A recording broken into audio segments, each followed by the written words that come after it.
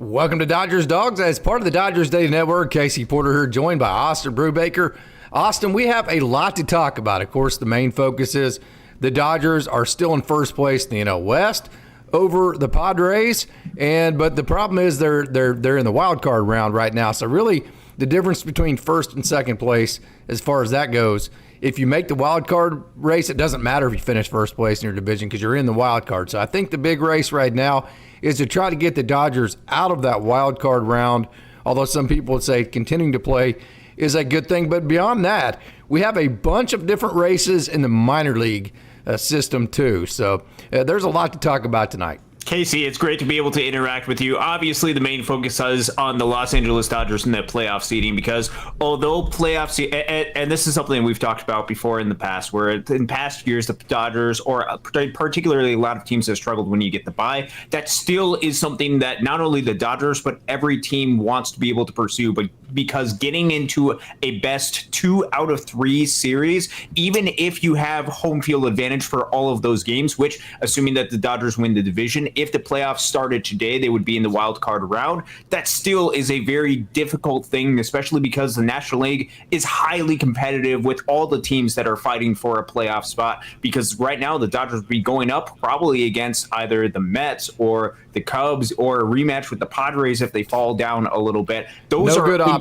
Those are not good options for the Dodgers to get a best 2 out of 3, which means that they need to do everything that they can to go out there and try to get at the very least that number 2 seed. They're going to have an opportunity too, with the way that their schedule lines up, to at least put together some wins. Although this is something that we've been talking about for quite a bit, is the Dodgers have had opportunities to go out and put wins together against teams that they should be winning against, but as they did against the series against the Arizona Diamondbacks, they were not able to do so. They're going to have to start doing that. They're going to have to start ramping things up, because in order to get at least that number 2 seed, at least that bye through the wild card round, they have to take advantage of these series. Now, luckily for the Dodgers, as far as positioning, they will have a series coming up in about 2 weeks against the Philadelphia Phillies. I think that's a series at home for the Dodgers, so there will be a head-to-head against the Phillies, which is the number 2 seed right now in the National League. And I believe the Phillies and the Brewers have a series. I believe it starts tomorrow between those two. So there should be a little bit of competition that butts head right there. The Dodgers obviously start a series with the Pittsburgh Pirates starting tomorrow, but they have to start taking advantage of these games. And as you had mentioned, it's not just the big league club Los Angeles Dodgers that is fighting for playoff positioning. There's also the Tulsa Drillers, who are currently have 2 weeks left on their season. They are currently fighting for a playoff spot, fighting against the Wichita Wind Surge this upcoming week, which is the second place team. And I know that there's still a lot of players on both of those clubs that were part of the 2023 Midwest League Championship Series between those two affiliates, the Loons and the Colonels. The next level up are the Drillers and the Wind Surge. So that's going to be a competitive series. And then obviously Great Lakes is going to be fighting for a playoff spot directly with Lake County. Loons win 4 out of 6. They win the series, they will be going to the playoffs. Otherwise, Lake County will be going to the playoffs. A lot of exciting stuff to be able to talk about, Casey. We've got a jam-packed show, 45 minutes. We can do this. Yes. Yeah, and then Oklahoma City, I don't think they're going to make it, although they're almost 20 games over 500. So it's not like they haven't been good. Yeah. Now they walk it seems like they walk like 15 people a game. It is hard to watch. Their games are all over 3 hours long because it's like walk, and then they hit, which then that adds to the length of it. So it's not like it's bad baseball. It's just Oklahoma City's really hard baseball to watch because the ball's never in action, and it's just there's too many balls and base on balls for it to be like super exciting. But I don't think Oklahoma City, although their record's good, is going to make it. And then Rancho already has qualified because of what they did in the first half of the regular season. So how about the Dodgers make the playoffs? 3 out of your 4 affiliates make the playoffs as well. And the Drillers have had a complete turnaround. So all is well. Okay, Austin, so I got to ask you, I know the answer. We all know the answer, but I want it from an analytical perspective. Why did the Dodgers go get Andrew Heaney? it's a fascinating question. So Andrew Heaney was just recently signed by the Los Angeles Dodgers. Now, this was a very important qualifier that to this deal. It is for a minor league deal as opposed to a major league deal. If it was for a major league deal, I would have no idea what exactly was going on with that, because Andrew Heaney was actually somebody that at least was somewhat on the radar for a lot of people, because he was on a one-year deal with the Pittsburgh Pirates, starting pitcher, and especially during the summer when the Dodgers were without Tyler Glasnow and Blake Snell, you had to take at least an inventory as far as who the starting pitchers were. Andrew Heaney, while he was somebody that was on a short-term deal that would have been cost controllable, has not been an effective pitcher at all this season. You go up and down his numbers. You go to the Baseball Savant. All of his numbers just have not been good this year. So clearly the Dodgers potentially see something that they can work with. And this is the difficulty when just looking at things on a results basis type of mode. If you just look at the overall results, the ERA, you look at the WRC plus, you look at all of that different stuff, that might not tell the whole picture, because the Dodgers see something. What's the niche? What's the niche the Dodgers are looking for here? That's what you need to look for. Yes, and that's something that I don't have.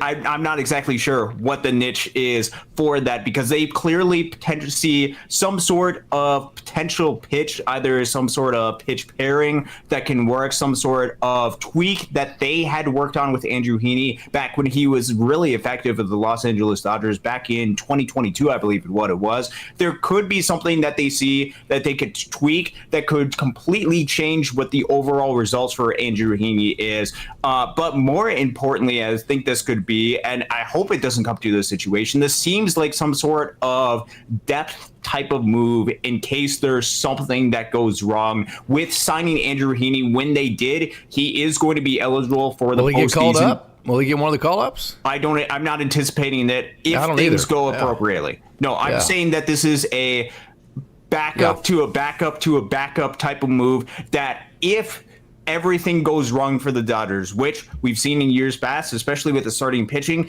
everything seemed to have gone wrong. They have an additional backup plan that they can go ahead and turn to. Otherwise, I don't necessarily get the signing based on a strictly numeric output, because he has not to this year been effective. Otherwise, I don't believe the Pittsburgh Pirates would have just designated for him assignment, released him from his contract, and allowed him to be able to sign a minor league deal with the Los Angeles Dodgers. So I think this is a potentially a good backup option, especially with the success that the Dodgers have paired with him. Why not? Why the hell not? It's a why not type of signing. And then if they're able to turn things around, potentially he could be another option if there are injuries or if there is ineffectiveness in the rotation, because he will be eligible for the postseason.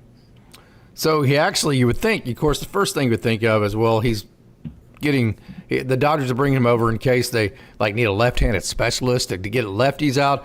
Well, actually he has reverse split. So against left this year, he has a 3.08. He has a 3.08 batting average and an ERA of 152, and against not an ERA of 152. Excuse me. He has a WHIP of 152 against lefties and a batting average against lefties of 3.08, and his batting average against righties is 250 with a WHIP of 131. So he hasn't been good against either.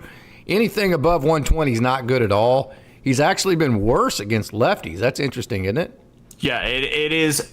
It's a little bit strange with some of the numbers and stuff that he has. I mean, some of the stuff that you look for, especially when you're looking for pitchers that can be effective during the postseason, there's really not a whole lot of swing and miss and strikeouts that are there right now. Obviously, the Dodgers were able to tap into something that was completely unique with Andrew Heaney. You go back to his 2022 strikeout percentage, it was 35.5 with the Dodgers. Yeah. You look at all of his other years, it sits around 25%. It has dropped down over the past couple of years to 23 to 23-ish to 16% this year. There has been a dramatic drop. So perhaps there's something that the Dodgers can tap into, that he's worked with some of their pitching coaches that other organizations haven't been able to tap into quite as much.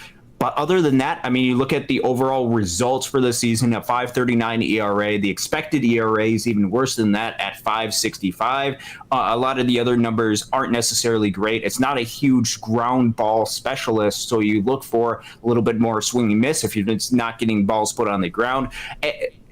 I'm just curious to see what the Dodgers have in mind for this, or is this strictly as a depth move as they go into October or as they go into September, I should say, because they know they have a lot of arms. And while they have a lot of arms that are really effective, and right now the pitching is in a really good state health-wise, we know things can change just like that because we've seen it lots of times before with the Los Angeles Dodgers. So this could just be one of those moves where it's a little bit more insurance for the Dodgers.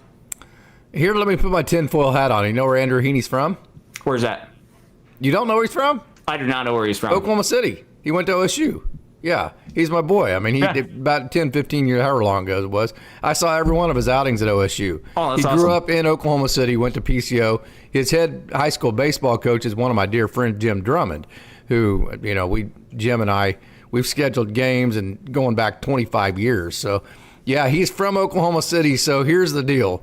Okay, if he plays for AAA Oklahoma City Comets, that's a perfect case scenario for him because it's family and everybody gets to come and see him. He gets to make a little bit of money, gets to play. So if you're going to play AAA baseball and you're Andrew Heaney, what spot on earth would be better than right where you grew up, right?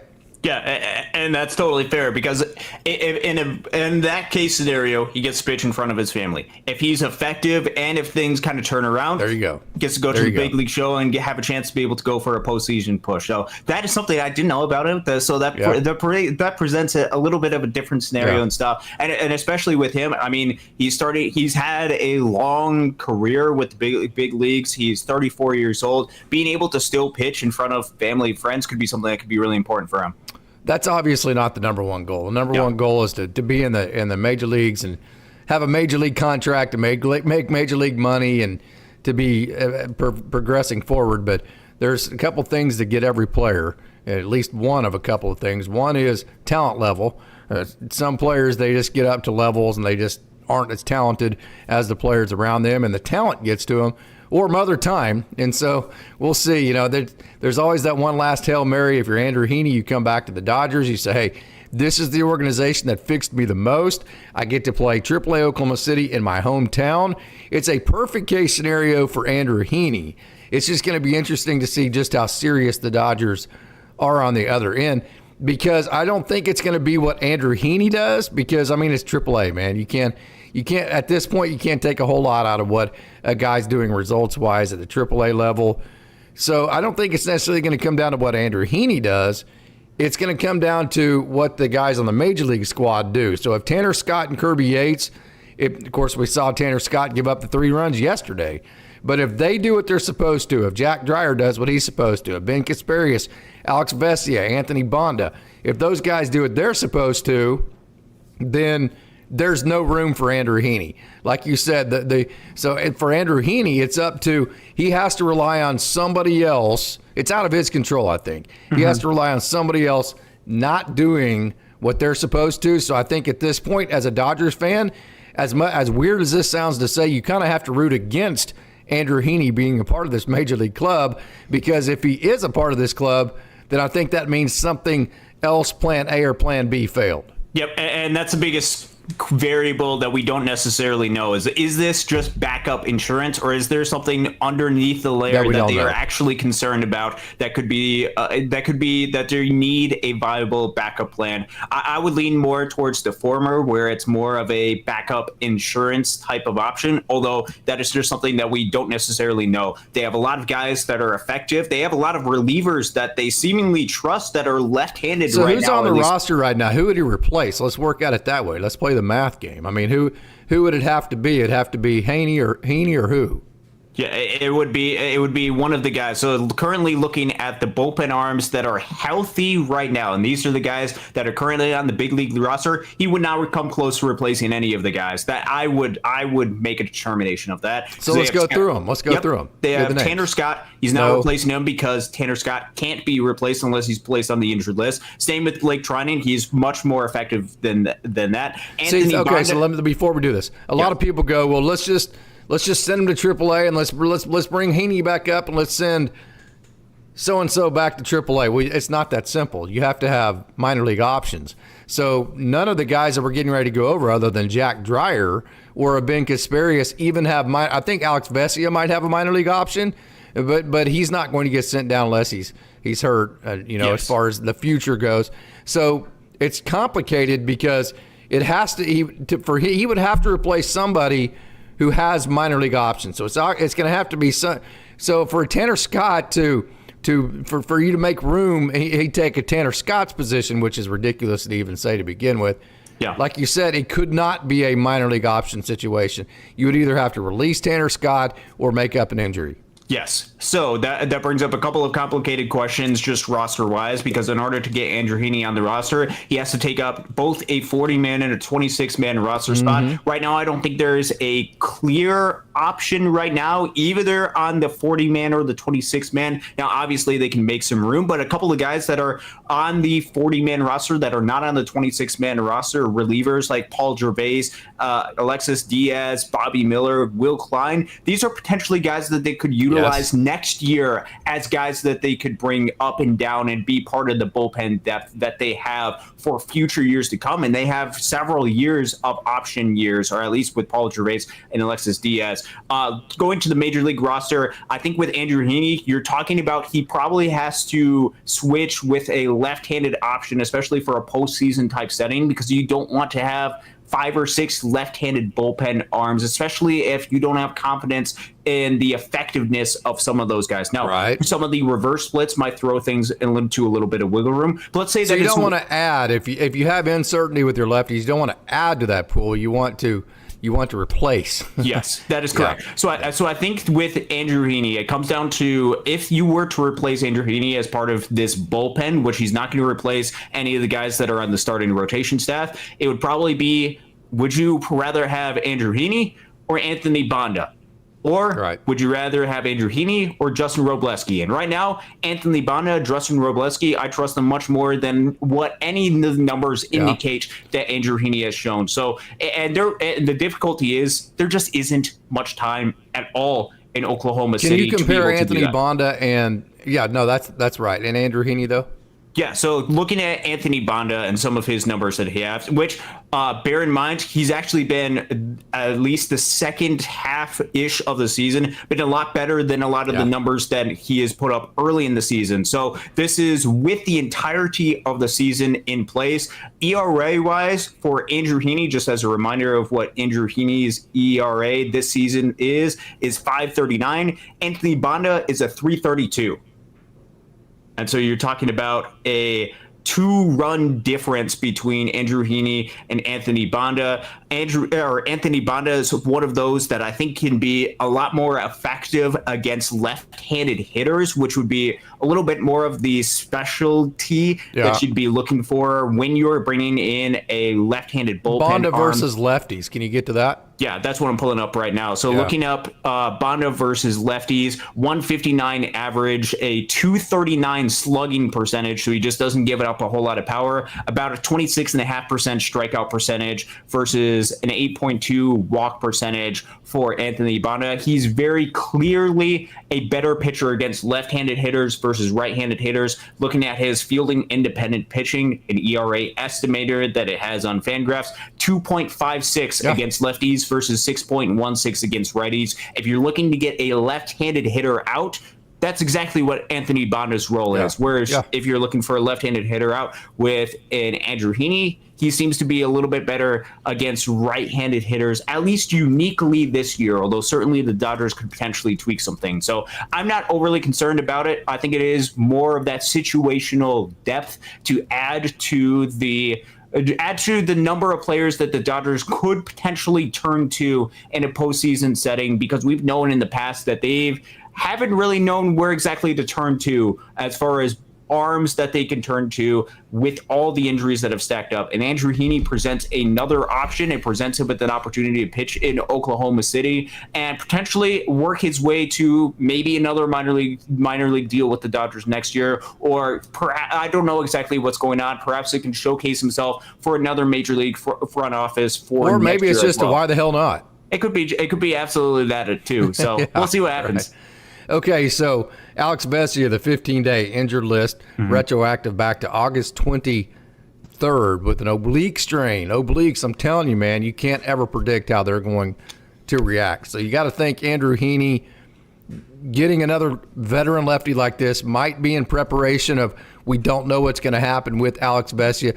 Keep in mind that the playoffs rosters change from one. Of course, he'd have to be on it. I think you have to declare the 40-man roster. They have to be on it, and you can't just like put a guy on a 40-man roster in the middle of the playoffs and then unless there's like an injury situation and it's an emergency. So maybe this is the Dodgers having insurance for the Alex Vesia thing. But even without Alex Vesia on the 26-man roster, on the 13 active pitchers on that roster, is there a path for him, even without Alex Vesia? I don't see it. I mean, just going through up and down the arms that they currently have in the bullpen. This is without a. This is currently without Michael Kopech, who's going to be added to the roster as far as the expanded rosters. Roster is expanded from 26 to 28. Michael Kopech just recently added. You have Tanner Scott. You have Blake Treinen. You have Edgardo Henriquez. He's not going to be replacing Edgardo Henriquez with the way Edgardo has been pitching recently. Ben Kasparius is also on there. He's not going to replace him, if only for the fact that Ben Kasparius is righty, although I think Ben Kasparius has the potential to be much more effective than Andrew Heaney is. He's not replacing Anthony Banda, I don't believe. Kirby Yates, I don't believe that he's going to be replacing him. You still want to see Kirby Yates be able to find some effectiveness, but again, another righty. Jack Dreyer's been absolutely incredible. He's not replacing him. Justin Robleski, you look at some of his numbers, he's been really solid, and he can provide a little bit of length. I think Robo would be the one you'd go, yeah, maybe, but that would be the ultimate veteran over rookie. Yeah, that would be exclusively because of name recognition and experience, as opposed to it'd be the ultimate case of that, no doubt. Yes, that would be. And you look at some of the other, and it would be complete bullshit in my mind. Yes, but it is what it is. You look at all the underlying metrics with Justin Robleski. I mean, it's a 4.25 ERA, which is still a full run better than a Andrew Heaney, but the expected numbers, the FIP and xFIP, are in the low threes: 3.35, 3.21, 3.20. All really good for Justin Robleski. I would trust him in this bullpen, and that's not including his stuff any of the plus guys. Is better. The swing and miss rates are better. This and that, and all of this is not including any of the guys who could potentially come back and even fight for competitive spots. A guy like an Alex Vesia, who there could be a little bit of unpredictability with that, but a guy like a Michael Kopech, which remember the postseason rosters are not a 28-man bullpen or 28-man roster. 26. They are a 26-man roster with a 13 pitching staff. And that's also including with an Emmett Sheehan probably having to fight for a bullpen spot. One of the starters. What are you going to do with Kyle Hurt? He's coming with Oklahoma City this week. Kyle Hurt is another option that can be part of the equation as well. And that's not including any of the other guys that are currently injured that have the possibility of coming back. So there's just a lot of different names that are going to be crowding this field that I'm not too overly concerned as of yet. If things get announced or if injuries come up, perhaps it's a good thing that the Dodgers are taking this insurance. But if we have to see Andrew Heaney pitch and meaningful innings for the Dodgers down the stretch, I think that means that other injuries or drastic underperformance over the next month has taken place. Something went wrong, right? Yes. So more roster talk here. Okay, so when Muncy and Edman get back, who gets optioned or DFA'd? Yeah, that is going to be the big question. So Hae-Sung Kim just added as far as the 14th position player spot. So just wanted to just add that to the equation. So this brings up the fascinating question when both of those guys are coming up. I think there's a couple of different options. I think one is very likely, and I think it only has to do with the amount of playing time that he's been given. I think that's probably Justin Dean is going to be optioned down. One, because I don't think there's a whole lot of other options that they can do as far as optioning guys down. The other guys that they could option, Alex Call, I don't envision that right now. No chance. Dalton Rushing, he obviously is not because they need a catcher. Andy Pies, there's no way. Freeland would be the other one. The only other one is Alex Freeland that can be optioned down. And I think the question, as far as the two players that are going to be optioned down, I think one obviously is going to be Justin Dean, not for any of his fault, but just because of the crowdedness of the roster and the way that they're utilizing him. And he's one-sided. He's defense. They have not used him offensively. That's the only way that they're utilizing him. They've given him, I believe, 2 plate appearances during his entire tenure since he's been up here. So I think he would be one of them. The other question, and this I think is the big question, is do you option down an Alex Freeland, or do you decide to move off of Michael Conforto? I think that's going to be the question. I tell you, they're not going to. Hell no, they're not going to. I will tell you the worst thing that they could do, though, and this is something that I think, and it's going to depend on when either Tommy Edman or Max Muncy come back. One of the worst things that they could do is option Alex Freeland down and have him spend 20 plus days at the minor league level and utilize his option years. That's not going to happen. If they do that, that is absolutely foolish of the organization. They're not going to lose an option year with Alex Freeland over 20 days. And I think it's getting too late in the season, and you're still waiting for potentially some of those rehab outings for Tommy Edman and Max Muncy, where I don't envision that being something that happens. And so I think the likely scenario, although I know a lot of Dodgers fans won't necessarily agree with this, is they would probably option both Justin Dean and Alex Freeland. And I think that's because of the time frame of when things are going to happen. But it would have to be after the option year would not count. That is exactly right. If it can't be until then. Yes, because, and this is in case people tuning in aren't necessarily familiar, minor league players have 3 option years that they can be optioned down to the minor league level. And those are incredibly valuable. And we've been talking a lot about them, how valuable they are for an organization. Because Alex Freeland was not on the 40-man roster before he was called up to the big league level, he has not utilized an option year for this year. So if he gets optioned down and spends 20 days at the minor league level, one of those option years gets wiped from existence. So in other words, after you get put on the Major League 40-man roster, it doesn't count until you get brought down then. Yes. So he has not been put on the Major League roster and then brought back down. That's what counts as a minor league option. Then it has to be a certain amount of days that is still available because Triple Oklahoma City still has 4 series left, I think. Yes. And so they have to wait. Do you know how many days that is option? I think it's about 20 days at the minor league level. They have to wait till it's less than 20 days left in the Oklahoma City season to send down Alex Freeland. Yes. Otherwise, they're going to lose a minor league option year over a stupid 2-week period that didn't make any difference. Yes, and that's exactly what we've seen with past pitchers that have come up from the minor. Like, for example, Kyle Hurt a couple years ago when he came up at the end, I believe it was 2023. I think when he came up, it was right at the end of the season because they didn't have to utilize an option year. Edgardo Henriquez, exact same thing. They didn't utilize an option year because they called him up at the very end of the season. They obviously know this. Correct. And if the time frame is right, and if they have any sort of sense. I've been using Edgardo Henriquez and Alex Freeland as the same path the whole year. It's the same path. Yes. If they have any sense that Michael Conforto is going to be have any sort of role or be any sort of effective, and if they see that as a more likely path than an Alex Freeland, at least for the 2025 season, and they don't have to send Alex Freeland down until after it's going to be where he loses an option year, then that's probably the path they're going to go down. Now, do I necessarily agree with that? It's very difficult to say because of the amount of success that Michael Conforto hasn't had as a member of the Los Angeles Dodgers, but I think that is likely the path that they go down. So my argument on that is I would move off of Michael Conforto and keep Alex Freeland if it came down to me. Yeah. Because Hae-Sung Kim played left field yesterday. Okay. I'm not worried about the left field. Michael Conforto is not a good left fielder. He hasn't been a good offensive player anyways. It would not take much to duplicate what he's given this team, for one. For two, this is just the coach speak in me, so take it for what it's worth. But Michael Conforto is not going to be a part of this organization next year.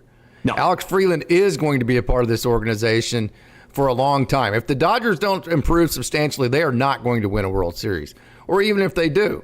Okay, so this would be valuable experience for Alex Freeland if he just got into, say, 2 or 3 postseason games, or just was in the dugout watching the speed and the enormity of what a postseason game is like.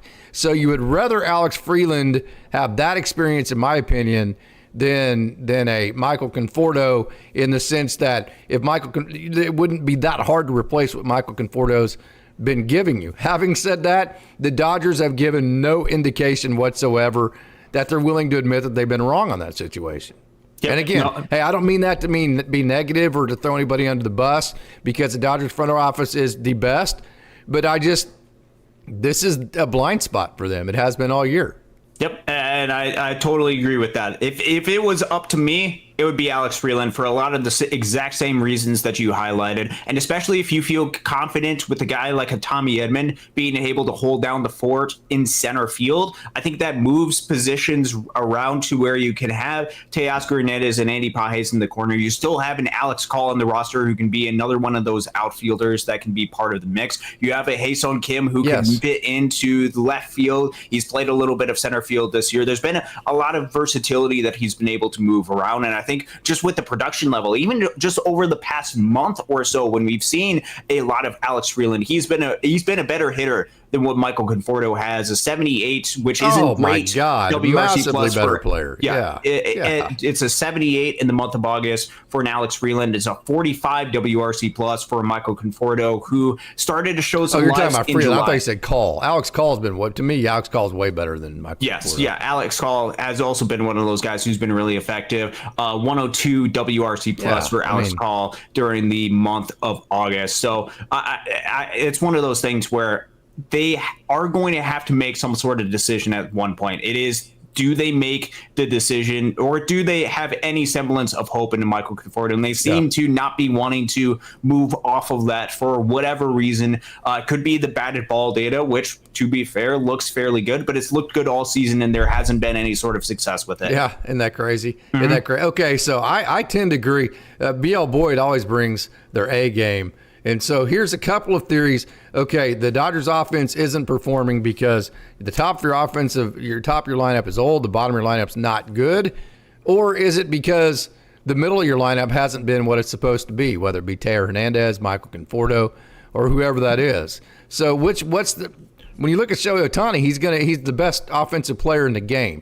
Freddie Freeman leads the National League in batting average. So I know Mookie Betts has struggled, but I think you would have to qualify that with Mookie Betts has struggled for Mookie Betts, right? Like, what's the league batting average? Okay, the league batting average is like 230, right? And then what's Mookie Betts hitting?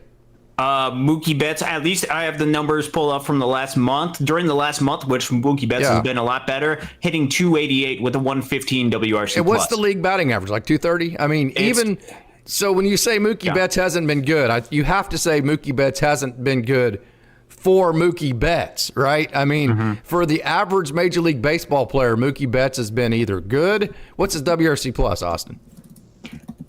Let's see. Over the past month or so, it's been 115. I think if you go overall on the season, it's a little bit slightly below league average. Which has been a little bit disappointing for him. 96 WRC plus, but so he's an average. He's an average Major League Baseball offensive player. He's an above average shortstop. Okay? Yes, I was about to say that. Average big league offensive player this year, but above league average as a shortstop. Yeah.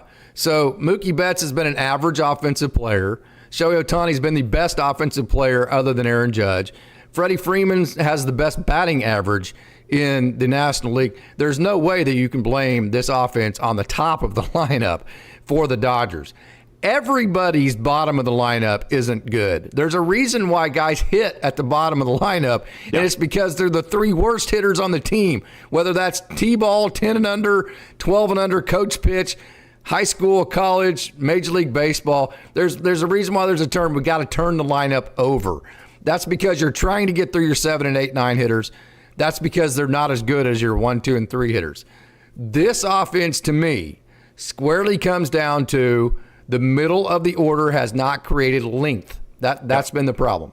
I think you're absolutely right. It's the middle of the order that has not provided that length that can extend even to some of the struggles that the bottom of the lineup has had. Or if the top of the lineup's having a bad night, the middle of the lineup carries it. We haven't seen that enough. I think this is in part some of the magic that a guy like a Max Muncy can be able to provide. Some increased or last year, depth. Teo. Yes, and last year what Teo was able to provide. And I think having some of that length from some of those guys is going to be absolutely essential for this offense to be able to go out there and be successful. And I know I've said it quite a bit when I've been on these shows, but some of the struggles that Teoscar Hernandez has had this year, to the point where if you look at his overall season numbers, he's a league average bat, a 99 WRC That's plus not player, good. which is not, especially with the defense that he has, Yes. it's not good at all. He has not been a good player. End of discussion. Yes. And getting him to a place where he can be successful, especially with the need for the Dodgers to be able to have some success from the right-handed side. Because let's even say Max Muncy is able to come back and be effective.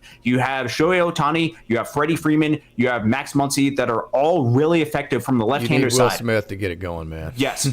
Guess what opposing teams are going to do during the postseason?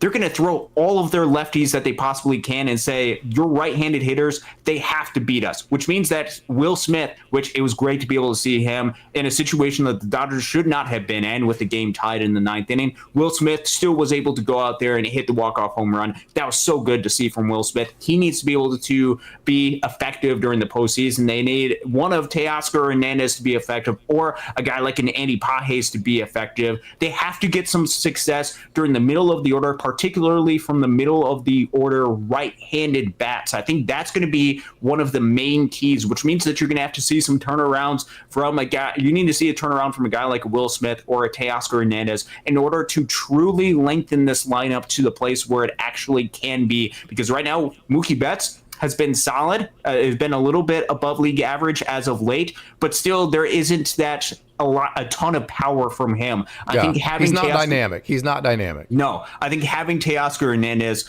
be able to be right, or Will Smith be able to be right, or Andy Pages to go out there and be extremely hot, which is not like Andy Pages has been bad, but it's been a little bit more back to league average-ish offensively as of late for Andy Pages. I think you need at least one of those guys, if not two of those guys, to go out there and take a stamp on being one of those big-time power right-handed bats, because I think that's going to provide a lot of dynamicism with this offense, and also avoid some of the opposing pitchers going out there and just spamming some of their best left-handed relievers to try to get out of the Ohtani, the Freddie Freeman, and Max Muncy left-handed hitters, because they don't have to worry about as much of the right-handed hitters. They have to be successful, and the middle of the order has to provide some length in order to make this offense actually productive and effective. Yeah, I'll say this. These are all the problems you have with a team that has played way more games in the last 10 years than any other organization, because the Dodgers have been in the World Series, 3 times now since 2017. They've won 2 of them. 4. They've been they've been in the playoffs every year. So this is a combination of just literally playing. I mean, they probably played, like certain players on the Dodgers roster probably played close to 100 more games than like other players that are like on the Pittsburgh Pirates, that kind of thing, in the last 7 or 8, like Max Muncy, that kind of deal. Okay, so you've played almost 3/4 of a season longer over the last 7 or 8 years than a lot of players in other organizations, and you have an older roster. So what we're seeing on that, literally the problems we're seeing right now, you could foresee coming, because it's an older roster for one, which can create issues even with great players, and it's an older roster that's been asked to play more baseball. Yes, it is an older roster that is dealing with these issues, and especially if it maintains to have an exclusive core of older players. This is one of the biggest things that I worry about with the Dodgers core going into the future, is when they play a whole lot of games, and when you get with natural aging curve, some of the production levels seems to drop off, especially if you don't make investments in some of the younger talents. Now, the thing with the Dodgers this year is they've actually started to make at least a little bit investment with some of their younger players, and that has been really good. Now, I still wish they would give a little bit more plate appearances to try to find a way to get Dalton Rushing in there more. I know he has not been effective, and I think in part because he's been almost exclusively focused on the pitching side of things that has caused some of that ineffectiveness. Yeah, you can't evaluate Dalton Rushing based off the role he's had. You just can't do it. Yeah, but they have made some investments, and I think some of the success that we've seen from an Andy Pages and from an Alex Freeland is incredibly positive. From a Hae-Sung Kim, also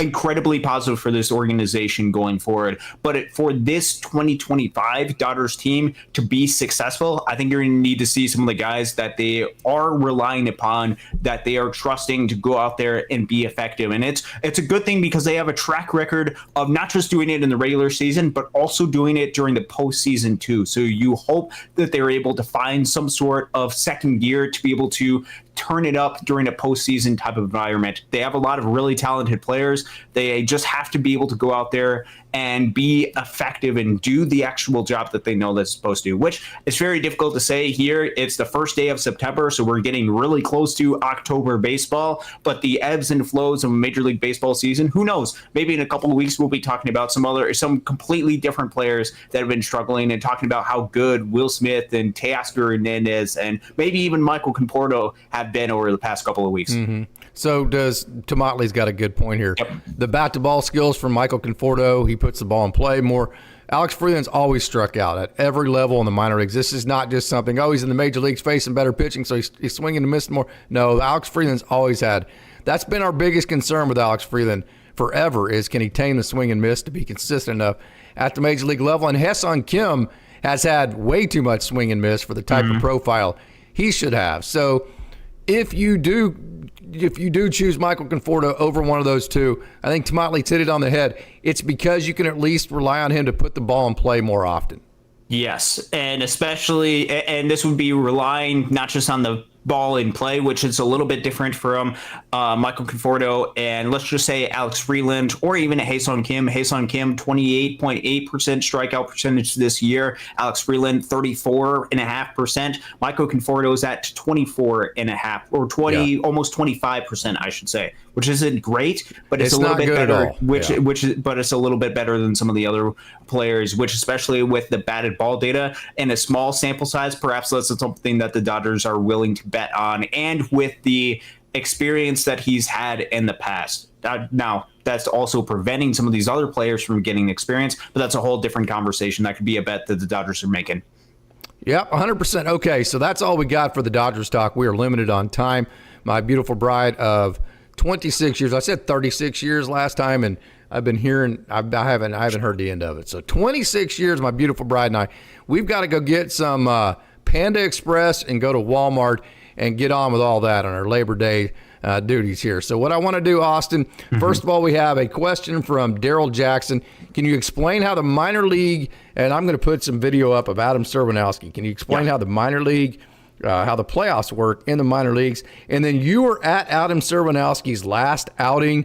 It was another great outing for the Great Lakes Loons, and I'm going to let you talk about him. Yeah, so this will be a playoff format / Great Lakes Loons Adam Serwanowski talk. Playoffs are a little bit different depending on the levels that you're at. So we're going to primarily focus on Double-A, which is the Tulsa Drillers, the High-A Great Lakes Loons, and then the Low-A Rancho Cucamonga Quakes, because they have very similar type formats to the playoff procedures of where things are at. So in minor league baseball, for those levels, you have a first half division winner and you have a second half division winner. So in each one of those levels, they're split off between either east and west or north and south, depending on which level that you have. And in each one of those divisions, you have a first half division winner. So for example, at the high A level, which I'm most closely connected to with the Great Lakes Loons, they are in the Midwest League East division. You have a first half division winner, which this year happened to be the West Michigan Whitecaps, who are one of the best teams in all of minor league baseball this year, and for one of the best Midwest League teams in the past 20 plus years.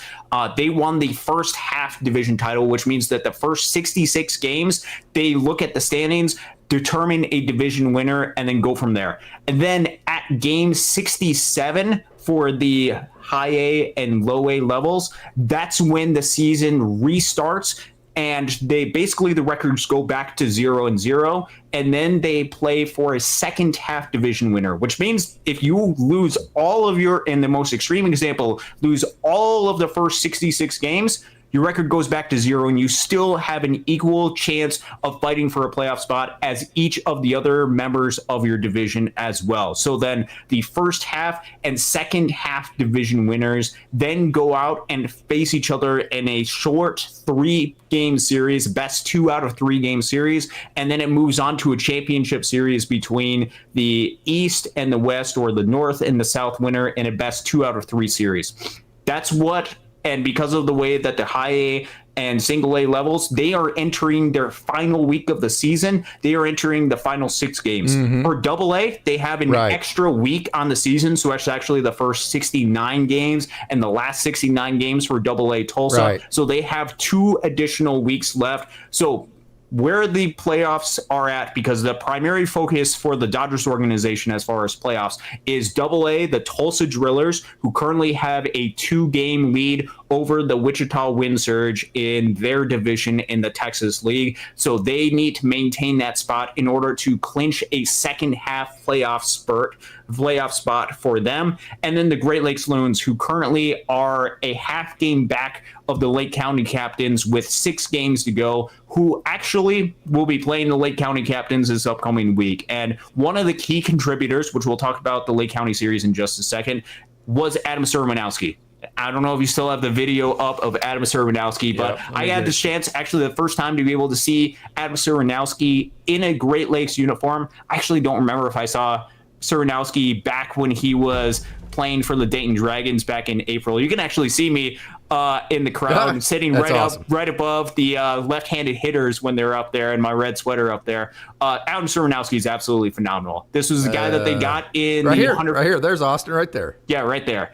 He was absolutely phenomenal to be able to see in person. Get a little bit of a uniqueness to some of his windup and stuff, and almost looks like he's kind of hopping a little bit out there, which I know it's not necessarily, but it creates such unique delivery. Yes, it's a unique delivery, and it's so tough for hitters to be able to see. But you can see especially the breaking stuff, the sweeping stuff down and away for the left-handed hitters really goes down, or down and in, especially to right-handed hitters. He's got a fastball that can be really good and get past a lot of hitters. He's just gone out there and been really effective. I believe during this outing had 12 strikeouts and no walks on the day. Just absolutely insane from Adam Sermanowski. He's somebody that is going to be riding up the boards as far as taking notice within the Dodgers organization.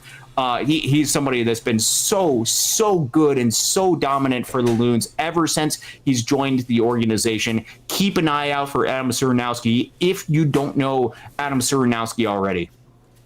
All right, man, that's all the time we got. I know we wanted to cover a lot more guys down on the farm, but that's all the time we got. It is Labor Day, and we both have things to do. So, Austin, any final thoughts here? Yeah, so I just want to get this out because this is going to be consuming my week this upcoming week.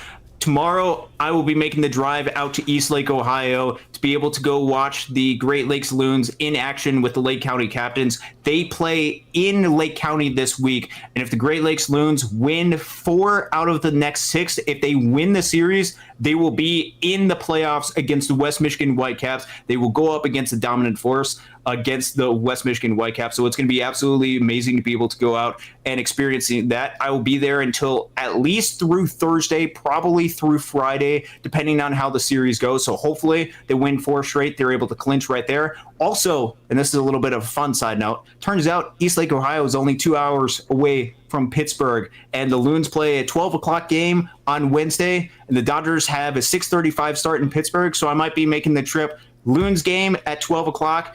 Dodgers Pirates game 6:30 during the evening. Nice. So that might be a little bit of a fun day to be able to do that. But my primary concern right now, Loons got to make the playoffs. Obviously, huge Great Lakes Loons fan. I don't want this past Friday to be the last time I go to Dow Diamond this year. I want more Loons baseball after this week, and I especially want the Loons to beat the Lake County Captains. Austin, thanks. Appreciate you, Case. You wonderful Dodgers dogs are the best. It's a great day to be a Dodger.